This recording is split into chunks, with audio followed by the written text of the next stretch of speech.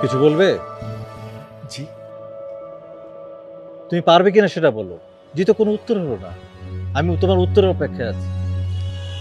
আমাকে আমাকে আরেকটু সময় দিন। আমি তো তোমার কথা বুঝলাম না। আমি তোমাকে সময় তো দিলামই। ৬ মাস সময় দিলাম। এর বাইরে একটা দিনও পাবে না। বলো পারবে কিনা?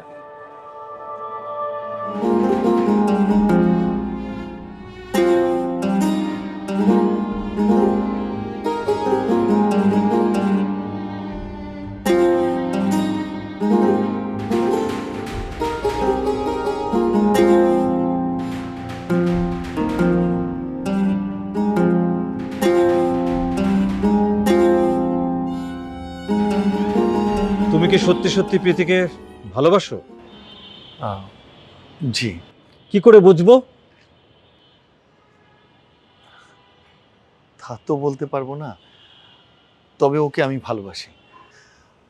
আর ওকে যে আমি সারা জীবন শান্তিতে সুখে রাখতে পারবো সেটাও আমি বলতে পারবো না, কিন্তু এটুকু নিশ্চয়তা দিয়ে বলতে পারি যে আমি কখনো ওকে ঠকাবো না আঙ্কেল।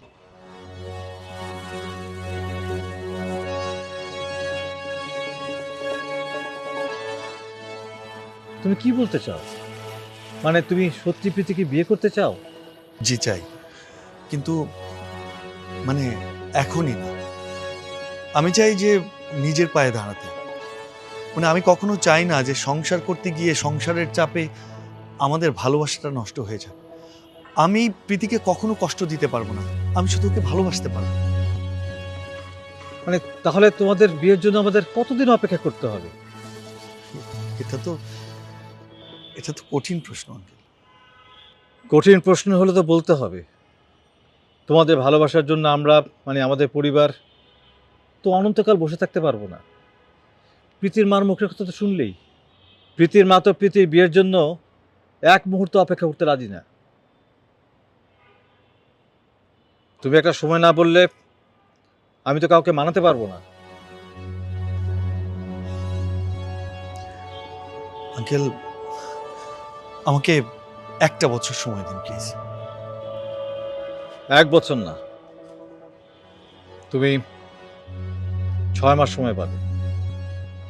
এর মধ্যে কিছু যদি করতে পারো তাহলে তোমাদের বিয়ে হবে, তা নাহলে আমি কিছু করতে পারবো না।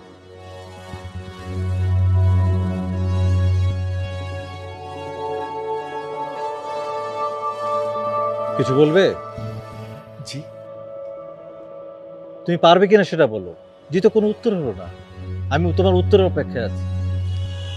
আমাকে আমাকে আরেকটু সময় দিন। আমি তো তোমার কথা বুঝলাম না। আমি তোমাকে সময় তো দিলামই। ৬ মাস সময় দিলাম। এর বাইরে একটা দিনও পাবে না। বলো পারবে কিনা?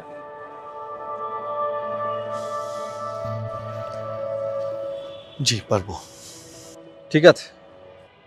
আরেকটা কথা, এই ৬ মাস তুমি প্রীতির সঙ্গে দেখা করতে পারবে না। চাইলে মাঝে মাঝে ফোনে খোঁজ খবর নিতে পারো। আমি প্রীতিকে পাঠিয়ে দিচ্ছি। আমি যা যা বললাম সেভাবে প্রীতিকে বুঝিয়ে বলা দায়িত্ব তোমার।